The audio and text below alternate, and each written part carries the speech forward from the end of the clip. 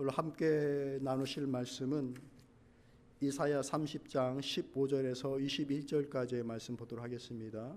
구약 성경 1002쪽에 있습니다. 이사야 30장 15절에서 21절까지의 말씀을 보도록 하겠습니다. 교독하겠습니다.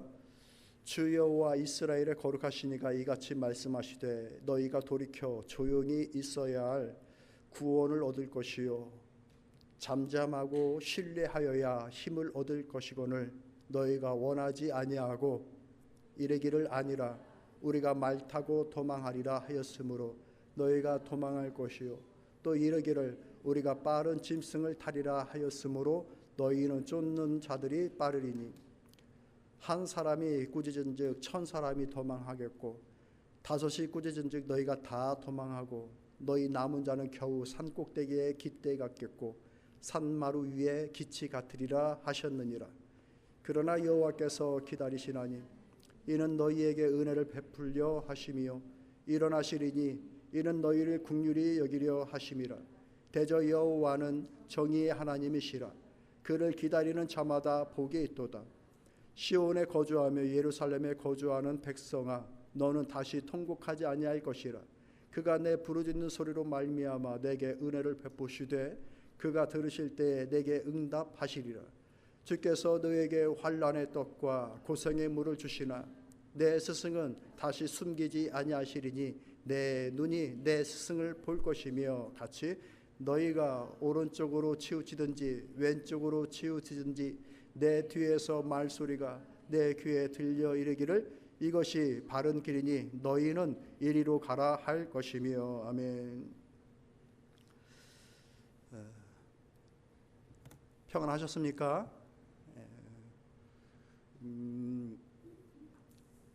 오늘이 종료주일이죠.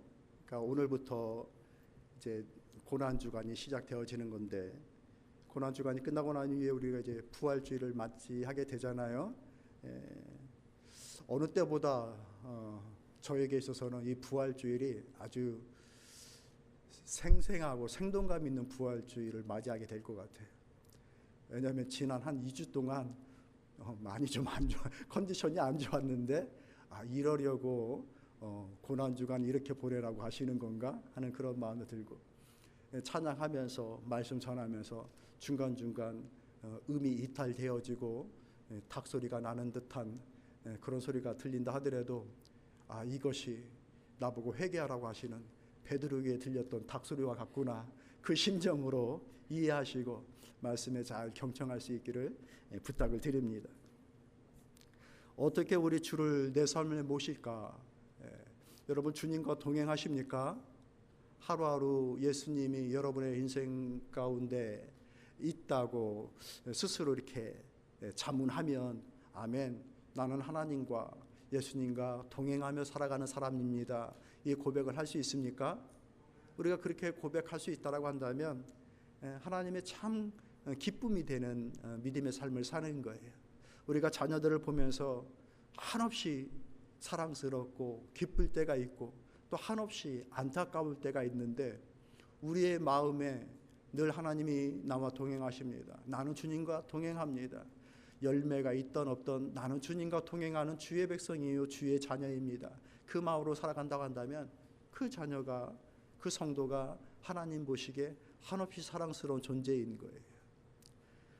종려주일은 예수님께서 예루살렘에 입성하셨을 때에 골목마다 큰 길목 작은 골목 할 것 없이 예루살렘에 있는 온 백성들이 다 나와서 예수님을 맞이했던 그것을 기념하는 주일입니다. 뭐라고 맞이했습니까? 호산나 호산나 다윗의 자손이여 하면서 종려 가지를 흔들면서 예수님을 맞이했습니다. 구하소서 우리를 구원하소서 메시아여 우리를 구원하소서 외쳤던 그 웰컴이었죠. 그 웰컴을 받으면서 예수님이 예루살렘으로 입성하십니다. 무엇을 타고? 나귀를 타고. 누구로? 왕으로. 그러니까 우리가 상식적으로 상상해 보면 어느 성에 어느 나라에 왕으로 입성한다라고 한다면 그려지는 그림이 있을 겁니다. 수많은 기병들과 군사들과 나팔을 불면서 그 위용을 나타내고 권력을 나타내면서 힘있게 누구도 그를 우습게 보지 못할 그 권위와 힘을 압도적으로 보여주면서 성으로 입성할 것입니다. 그런데 우리 주님은 그러지 않게 오셨어요. 나귀 새끼 타고 똑깍똑깍 하면서 그 예루살렘으로 들어오시는 겁니다. 어떤 왕이라? 겸손의 왕이라, 평화의 왕이라. 사람들이 생각하는 힘의 왕, 권력의 왕이 아니라 겸손의 왕, 평화의 왕, 그 어떤 그 뒤에 가려져 있는 왕의 정체성이 그에게 담겨져 있다라는 것이죠. 그런데 예루살렘에 있던 많은 백성들은 똑같은 왕으로 예수님을 웰컴합니다. 당시 이스라엘은 로마의 속국이었죠. 수많은 로마가 지배하던 나라 중에 한 나라였어요. 그 넓은 땅을 로마가 직접 다 통치하기가 힘드니까 지역마다 그 점령지마다 그 지역의 왕을 세웁니다. 그것이 분봉왕입니다. 이스라엘에는 누가 왕이었습니까? 헤롯 왕이었습니다. 그런데 그들에게만 맡길 수가 없기 때문에 로마에서 그들을 관리할 수 있는 사람을 보냅니다. 그게 누굽니까? 총독입니다. 그 당시에 총독은 빌라도였습니다. 그러니까 이스라엘에, 그리고 특별히 예루살렘에 이런 정치적으로 굉장히 혼란하고 어려운 그런 상황들, 저마다의 기대와 소망과 바람에 있는 곳이 예루살렘 현장이었습니다. 그곳으로 예수님이 입성하시는 겁니다. 예수님이 오시기 전까지 수많은 세월 그들은 이 땅이 회복되기를 기대했습니다. 바벨론에, 바사에, 그렇게 헬라에, 그리고 또다시 로마에 계속해서 점령지로만 머물러 있던 그 땅이 드디어 메시아가 오셔서 그 정도의 능력을 발휘한 인물이라고 한다면 이 땅을 구원시키지 않을까? 이 땅을 해방시키고 회복시킬 수 있지 않을까? 그런 기대를 가졌습니다. 그래서 예수님이 오셨을 때에 정말 큰 기쁨으로 예수님을 맞이했습니다. 우리를 해방시켜 주십시오. 왜? 그동안 3년 동안 보여줬던 예수님의 능력은 그동안 있었던 수많은 스승들과는 차이가 났었기 때문에, 말라기를 넘어 마태복음으로 들어갈 때까지 400년이라는 시간이 걸립니다. 그 사이에 수많은 스승들, 반란들, 독립을 꾀하는 그러한 일들이 정치적으로 이스라엘의 예루살렘에 있었습니다. 그런 가문들도 일어났었고요. 그런데 다 실패했습니다. 그들의 막강한 권력을 이길 수가 없었던 것이죠. 그 조그만 나라가. 그런데 예수님이 보여줬던 능력은 그들이 기대를 갖기에도 충분했던 거예요. 아, 예수님이라면 가능하겠구나. 그래서 예수님께로 모여드는 사람들이 있었습니다. 믿음의 신념을 가지고서 모여드는 사람도 있었고요, 정치적인 신념을 갖고 모여드는 사람들도 있었습니다. 그 중에 어떤 사람들? 열심당원들. 그 당시에 이스라엘에는 종교적인 지도자가 사두개파와 바리새파 이 두 가지가 있었는데, 사두개파는 이 땅에서 잘 먹고 잘 살고 권력을 유지하다 살면은 좋지 하는 그런 마음을 가졌습니다. 그들의 특징은 하나님의 나라가 없었습니다. 내세가 없었어요. 죽고 나면 끝, 이런 마음이었어요. 그러니까 그 살아가고 있는 동안에 권력을 갖고 기득권을 갖고 있는 것이 가장 우선순위였었던 것이죠. 그런데 바리새인 쪽은 신앙심이 투철했습니다. 믿음 위에 든든히 서려고 노력을 했습니다. 가식적인 모습으로 예수님께 책망을 받았지만 그들의 종교성까지 다 부정할 수는 없었어요. 그들이 가지고 있었던 종교성은 아주 특출났습니다. 그러니까 민족의 해방을 계속해서 소망하고 꿈꿨죠. 그들 가운데 어떤 사람들? 열심당원들. 힘으로 극복해보자, 변혁을 일으켜보자 라고 하는 사람들이 생겼던 거예요. 우리가 알고 있던 가룟 유다도 그들 중에 한 명이었습니다.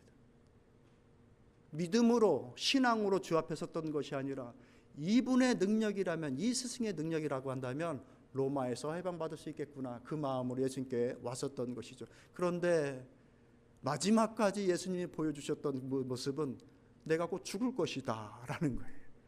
예루살렘에 입성하시고 마지막 만찬을 하시면서 마지막까지도 그 말씀을 하시는 거예요. 내가 곧 죽을 것이다. 그 유월절 만찬을 하고 난 이후에 가룟 유다가 이건 안 되겠구나. 그래서 예수님을 팔아버립니다. 아시죠? 그 얘기. 그리고 제자들도 예수님이 직접적으로 잡히시는 그 장면을 보면서 다 도망가 버립니다. 설마 하면서 멀찌감치 보고 있었던 베드로도, 여러 제자들도 다 도망가 버립니다. 그런데 그런 일이 있기 전에 예수님이 예루살렘으로 입성하셨을 때 모든 사람들이 다 예수님을 웰컴했어요. 호산나 호산나 박수치고 자기의 겉옷을 벗어서 그 앞에 깔고 어서 오십시오 어서 오십시오 하면서 예수님을 맞이했어요. 맞이하긴 맞이했는데 어떻게 맞이했다? 바르게 맞이하지 못했다.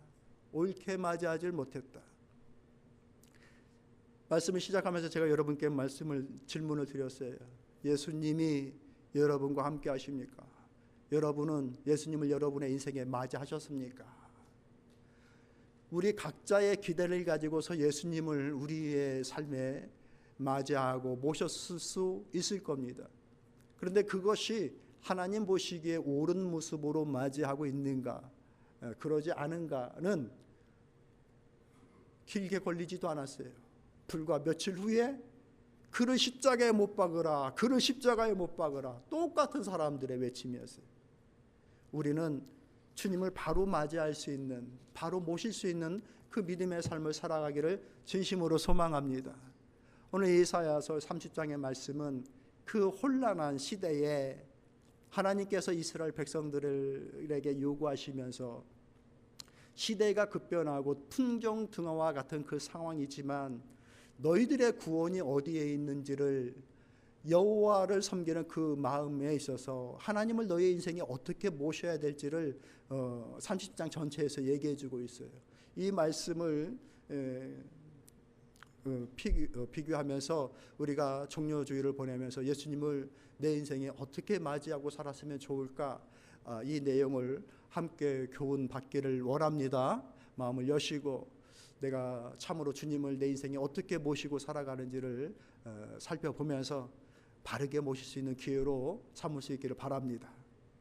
그렇게 하자. 이래야 저 조그만 게 초롱초롱 눈을 뜨고 나를 쳐다보니까 너무 감사하고 기쁜데, 우리 학생들도 듣기만 한 예수님이 여러분의 인생에 어떤 존재인지를 이렇게 마음을 열고 이렇게 맞이할 수 있게, 들을 수 있기를 바랍니다. 우리는 예수님을 어떻게 맞이하면서 살아갈 수 있는가? 따라볼까요? 여호와를 부르며 살아야 합니다. 15절의 말씀을 같이 읽어볼게요. 있습니다. 시작.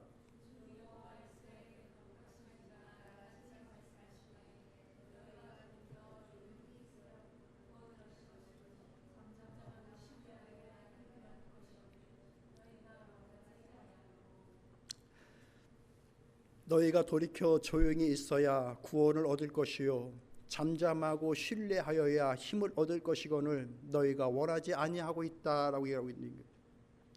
여기서 말하고 있는 여호와를 부른다라는 것은 여호와를 의지한다라는 의미입니다. 지금 이 유다는 북이스라엘이 아수르에 멸망하고 난 이후에 이 나라가 언제 무너질지 모른다 하는 마음으로 조급해지기 시작합니다. 어떻게 해야 우리가 살 수 있을까? 그들의 신앙을 돌이켜 하나님 앞에 쓰기보다 외교적으로, 정치적으로 이 문제를 해결하려고 그랬습니다. 그래서 어떤 방편을 간구합니까? 애굽으로 사신을 보내고 애굽과 화친을 맺으려고 하는 거예요. 그런데 애굽도 다 망가져 버렸습니다. 그들의 피난처가 되고 그들의 숨을 곳이 될 거라고 생각을 했는데 그들의 피난처는 거짓이었고 허물이었던 것이죠. 그렇게 구원을 얻을 수가 없었던 거예요. 이때는 하나님의 말씀이 뭐예요? 잠잠히 그 말씀을 듣고 신뢰하고 귀를 기울여 듣고자 하는, 하나님 앞에 물어보고 하나님을 불러야 너희가 살 것이거늘 너희가 그렇게 하려고 하지 않는구나. 말을 준비하고 도망가려고 하는구나. 그 밑에 16절 17절에 얘기하고 있어요. 한 사람이 꾸짖어서 위협했을 때 수많은 사람이 와서 너희들을 덮칠 것이고, 수많은 사람이 와서 또 이것을 극복하려고 할 때에 그보다 더 많은 사람들이 너희들을 위협할 것이고, 너희들의 대적자 앞에서 너희들의 그 규모를 생각해 보면 산 위에 꽂아놓은 깃발 같고 배너 같을 정도로 아무것도 아닌 것인데, 그들이 너희들이 손을 벌려 외교적으로 해결하려고는 그들이 너희에게 아무런 힘이 되어주질 않는데 어찌 그 일을 지속하여 가는가? 잠잠히 하나님을 신뢰하고 하나님 앞에 물어야 할 때이다 라고 얘기를 하는 거예요. 주를 부르라 라고 얘기를 하는 것이죠. 마치 종려주일에 이 백성들이 자기들의 바램대로 호산나 호산나 큰 소리로 외치며 우리를 구하소서라고 하는 소리는 컸는데, 진정으로 예수 그리스도께서 이루고자 하시는 구원의 내용, 구속의 내용에 대해서는 신경을 안 썼던 모습처럼 똑같은 것이죠. 큰 소리를 내서 우리가 소망을 크게 하면 이런 것들이 해결될 것이다 라고 하는, 주를 부르지는 않고 내 소망만 더 크게 하고 주의 도우심만 더 간절히 바라는 마음만 더 크게 한다고 해서 되어지는 일들이 아니라 주님을 오히려 부르는 그 잠잠한 때를 가져야 된다. 어떻게 우리의 삶에 하나님을 모실 수 있는가? 주님을 부르는 거예요. 내 삶에 주여, 하나님, 예수님. 여러분 진정으로 여러분 주님을 여러분의 삶에 부르신 경험이 있으세요? 제가 언젠가 기억도 안 나요. 그런데 이제 한 글을 본 적이 있어요. 불과 몇 초 만에 사람의 마음을 완전히 바꿀 수 있는 몇 가지의 방법들에 대해서 이제 얘기해 주는 거. 기대가 되시죠? 실제로 저는 이것들 이제 제가 하기도 합니다. 실천하기도 합니다. 먼저는 심호흡, 깊이 숨을 한번 쉬는 것이죠. 스트레스가 심해지고 갑자기 막 관계에서 막 화가 치밀어 오르고 막 이런 일들이 벌어질 때 그 즉시로 반응하는 것이 아니라 심호흡을 하는 거예요. 눈동자를 보면서 심호흡을 크게 하는 거죠.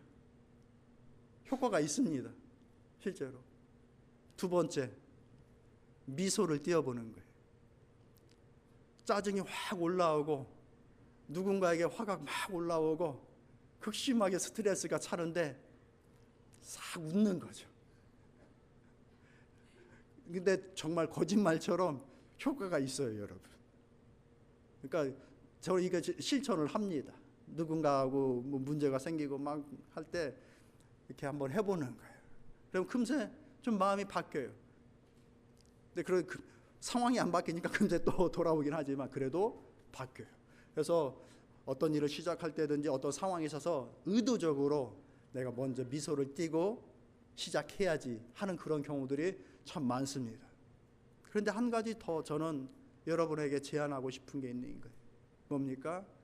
주를 부르세요. 극심하게 고통이 찾아오고 스트레스가 오고 두렵고 그럴 때에 하나님, 주를 부르세요. 주님, 예수님, 그를 의지한다는 마음으로 주님을 불러보세요. 우리 아들에게서도 가끔 이 소리를 듣습니다. 근데 의지하면서 부르는 것 같진 않아요. 맙소사 이 차원으로 부르는 것 같아요. 오 마이 갓 하는데 맙소사로 주님을 부르는 것이 아니라 주님이 나의 구원자입니다. 주님, 아버지, 진심으로 여러분의 삶에 주님을 한번 불러보십시오. 그렇게 주님을 맞이하는 거예요. 내 삶에 나의 구원자로. 두 번째로는 우리가 어떻게 주님을 모시는가? 기도함으로 모시는 겁니다. 어떻게 해요? 기도함으로 주님을 모십니다. 본문의 말씀 18절 19절 말씀 여러분 같이 읽어볼까요? 있습니다. 시작.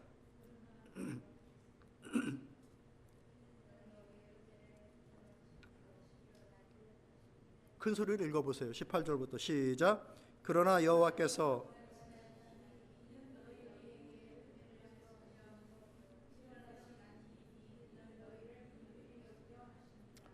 대저 여호와는 정의의 하나님이심이라. 그를 기다리는 자마다 복이 있도다. 시온에 거주하며 예루살렘에 거주하는 백성아, 너는 다시 통곡하지 아니할 것이라. 그가 내 부르짖는 소리로 말미암아 내게 은혜를 베푸시되 그가 들으실 때에 내게 응답하시리라. 여기서 부르짖는다라고 하는 것은 단순하게 울부짖는다라는 것이 아니라 기도한다라는 의미입니다. 여러분, 기도는 특별할 때 하는 것이 아니라 기도는 습관이 되어야 됩니다. 모든 일을 할 때에. 예수님도 기도가 습관이셨습니다. 누가복음 22장의 말씀 보면 예수께서 나가사 습관을 쫓아 감난산에 가심에 제자들도 쫓았더라라는 말씀이 있습니다. 무엇을 따라 감난산에 가셨다고요? 습관을 따라. 주님에게 이 두 가지의 습관이 있었던 거예요. 기도가 습관이었고 기도하시는 장소가 습관적으로 있었다라는 것이에요. 정해진 곳, 내 마음이 헛헛하고 하나님의 도우심을 간구하고자 할 때에 무릎을 꿇는 장소, 내 마음을 쏟아놓는 장소, 그 습관적인 장소와 습관적인 기도가 우리 주님 앞에 있었다라는 거예요.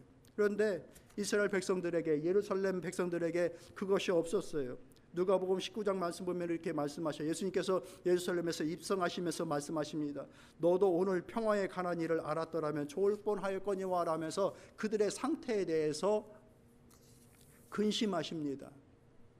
그러니까 그들은 정치적으로 이 나라가 회복되어지길 원하는, 이 땅에 눈에 보여지는 것들에 대한 기대는 갖고 있는데 하나님의 나라에 대한, 그 하나님의 일들이 이루어지길 간구하는 구원에 대한 영적인 간구나 기도는 없었다라는 것, 그것을 우리 주님은 안타까워하셨던 것이죠. 기도가 없으면 주님과 동행하는 것을 스스로도 느끼지를 못하고 알아차리지도 못합니다. 기도 없이 행하는 일들은 다 내 능력으로 행하는 줄 압니다. 하나님의 도우심이 없이도 다 하는 일들인 줄 압니다. 그러나 기도하는 사람들은 설령 그것이 하나님이 잠깐 뒤돌아서 있는 새 벌어지는 일들이라 하더라도 기도하는 자이기 때문에 하나님이 다 도와주셔서 되는 일들이야 라고 하는 그 겸손한 마음과 순전한 마음을 갖습니다. 기도하지 않으면 다 자기가 하는 줄 알아요. 따라 성도 여러분, 기도함으로 주님을 여러분의 삶에 모시며 살아갈 수 있는 여러분 되시기를 축복합니다. 우리 주님께서 우리에게 기도하라라고 말씀하셨어요. 근데 우리에게 기도하라라고 직접적으로 말씀하시는 그 중요한 이유 중에 하나가 무엇이냐면 우리들의 소원 성취를 위하여서 기도하라라는 것이 아니라 너희가 시험에 들지 않게 깨어 기도하라라고 하셨습니다. 여러분, 우리가 왜 기도해야 됩니까? 시험에 들지 않기 위해서도 기도해야 됩니다. 기도하지 않으면 좋은 일에도 시험 받게 되어지고 나쁜 일에서도 시험 받습니다. 좋은 결과를 얻고 나서는 끊임없이 교만해집니다. 교만의 날개가 창공을 날아다닙니다. 다 자기가 잘난 줄 알고, 주의 도우심이, 나를 위한 스승이, 나를 위한 조력자의 도움과 살핌과 협력이 전혀 생각되지 않고 오로지 나만, 내 능력만, 내 권력만 잘나고 높은 줄 알고 일순간에 무너집니다. 그런 것들은 시험 들고 바로 무너지는 것이죠. 주로 그런 것들보다는 우리는 힘들고 어려울 때, 고통스러울 때 더 많이 힘들고 시험 들죠. 하나님이 안 계신가 보다, 하나님은 내 기도는 안 들으시나 보다, 하나님이 안 계시나 보다,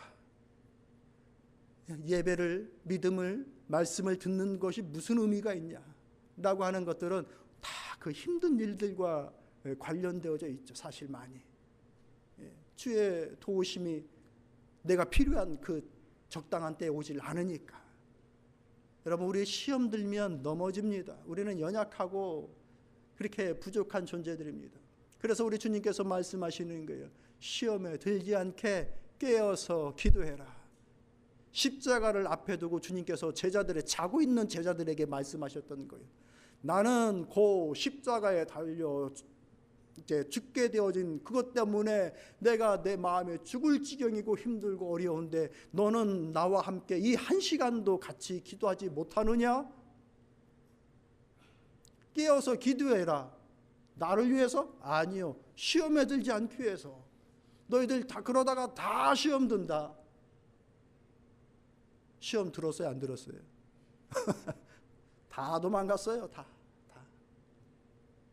여러분, 고난도 문제이지만 기도하지 않으면 우리가 이 시험을 이겨나갈 수가 없는 거예요.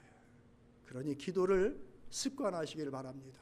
주님은 그렇게 기도하는 자를 기다리신다라고 본문의 말씀 속에서 얘기해주고 있는 거예요. 18절에 여호와께서 기다리시냐니 이는 너희에게 은혜를 베풀려 하심이요 일어나시리니 이는 너희를 긍휼히 여기려 하심이라. 그분이 일어나신다. 기도하는 자를 위해서 일어나신다. 또한 그 기도하는 자에게 필요한 것이 있는데 주님이 기다리시는 것처럼 주의 응답을 기다리면서 살아가는 거예요. 후반절에 뭐라고 얘기합니까?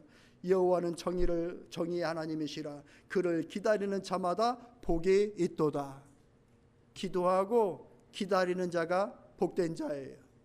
기도한다고 해서 다 기다리지 않습니다. 하나님, 내가 3월 달까지만 기다려 볼게요. 4월 맞이한 사람들이 이제 큰일 난 거예요. 그러니까 내가 스케줄을 정해놓고 내가 이때까지 기다립니다, 하나님. 그러지 말란 얘기예요. 하나님의 때를 인정하고 하나님의 방법을 인정하고 하나님은 필히 일어나시는 분이시니 그 하나님을 기다리라는 얘기예요. 그런 자가 복되다. 할렐루야. 기도가 습관되어지고 그래 함으로 우리 주님을 우리의 삶에 온전히 모시는 우리 사랑하는 성도님들 되시기를 축복합니다. 그렇다고 한다면 나는 정말 하나님을 모신 자인가? 그것을 스스로 진단할 수 있는 방법이 있습니다. 따라 볼까요? 찬양이 증거이며 능력이 됩니다. 내가 하나님을 모시고 살아가는 사람들에게 나타나는 증거가 뭡니까? 그 입술에 찬양이 있습니다. 아멘 하십시다. 하나님과 동행하는 사람들의 삶에는 찬양이 있어요.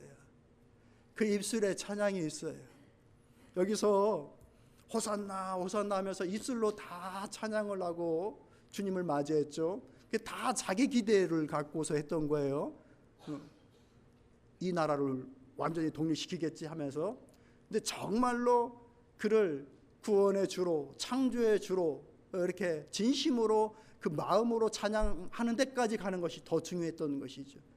우리도 입술로는 찬양할 수 있어요. 하나님 찬양합니다.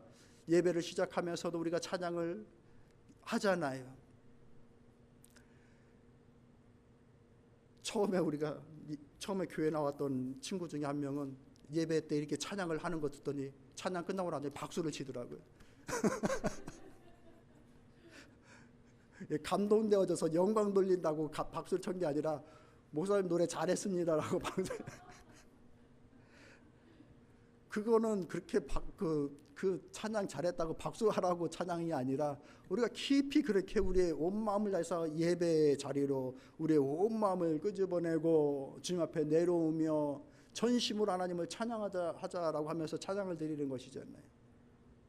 그렇게 예배 때 우리가 하나님을 그렇게 찬양해야 되는 거예요. 매 예배 때마다 찬양의 순간에 우리의 마음에 하나님의 은혜가 임하기 때문에 입술의 찬양으로만 끝나는 것이 아니라 우리가 삶의 찬양으로 이루어져야 되는 것입니다.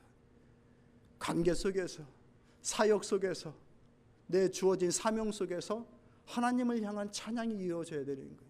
그렇게도 찬양할 수 있습니까? 아멘. 예, 물론입니다. 매사 하나님을 인정하는 그 고백 속에서 그게 찬양인 거예요.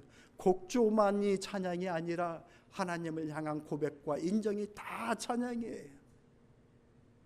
내 생활 속에서 하루하루 생활 속에서 관계와 사역과 교회를 섬기는 그 모든 일들 속에서 그렇게 하나님을 인정하며 고백하는 그런 것들이 있다라고 한다면 나는 오늘 주님과 동행하는 자입니다. 나는 오늘 주님을 내 삶에 모시고 살아가는 자들입니다. 돌이켜 보세요. 하나님 앞에 감사가 있어요? 큰일 났네. 곰곰이 생각해 보세요. 힘든 것도 힘든 거지만 하나님께서 나와 함께 하시는 그런 부분들을 놓고서 찬양하는 것을 잊지 마세요. 힘든 부분들은 시험에 들지 않기 위해서 기도하고 가는 거예요. 이 또한 하나님의 은혜의 방법일 수 있는 거예요. 성경 속에 나와 있는 수많은 사람들 다 고난받았어요. 말로 표현할 수 없는 고난들을 많이들 받았어요. 우리가 생각하는 그 기도의 응답으로 따진다고 한다면 이들 다 하나님이 외면했던 사람들.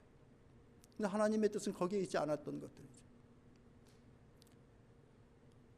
그리할 때에 이 찬양 속에서 어떤 일들이 벌어지는가? 30장 30절 31절의 말씀 보면 이렇게 얘기합니다. 여호와께서 그의 장엄한 목소리를 듣게 하시며 혁혁한 진노로 그의 팔에 치심을 보이시되라고 말씀하십니다. 여호와의 장엄한 목소리를 듣게 하신다. 우리가 상상할 수 없고 우리가 계산할 수 없었던 그 크신 하나님의 목소리를 듣게 하신다. 기가 막힌 광경을 보고 풍경을 보면은 하나님 할렐루야 하면서 찬양하게 되어지는데, 마치 우리가 상상할 수 없는 그 놀라우신 그 하나님의 손길을 바라보면서 그 손길을, 그 음성을 체험하게 되는 거예요. 와, 하나님의 힘이구나, 주의 역사구나. 저는 그런 것들을 정말 가끔 경험합니다. 사람들의 손길을 통하여서 하나님이 이렇게 세밀하시구나, 하나님께서 이렇게 꼼꼼하게 챙겨주시는구나, 내가 생각하지 못했던 것들, 계산하지 않았던 것들, 기대하지 않았던 그것들을 이렇게 이루시는구나. 놀라우신 그 하나님, 그 혁혁한 진노로 그의 팔에 치심을 보여주신다. 나의 힘으로는 가능하지 않았던 그 놀라우신 하나님의 능력을 체험하게끔, 바라보게끔, 경험하게끔 하신다. 말씀을 정리하도록 할게요. 호산나 다윗의 자손이 하면서 예수 그리스도를 웰컴하던 종려 주일입니다. 오늘 우리는 주님을 진심으로 올바르게 우리의 삶에 맞아들였는가, 모시고 있는가, 그 종려 주일의 의미를 잘 새길 수 있기를 바랍니다. 사랑하는 성도 여러분, 순간순간 주님을 부르십시오. 관계가 어렵고 불신의 마음이 들고 스트레스가 쌓이고 두렵고 떨릴 때에 하나님, 주님 부르십시오. 오 맙소사가 아니라 진심으로 나의 구주여 부르십시오. 습관을 따라 주님을 묻고 간구하는 그 기도가 우리에게 있기를 진심으로 소망합니다. 찬양을 내 생활 속에서 올려드림으로 그 장엄하신 하나님의 목소리를 듣게 되어지고, 나를 뛰어넘고 헤아릴 수 없는 그 하나님의 놀라운 팔을 경험하는 사랑하는 성도 여러분들 다 되시기를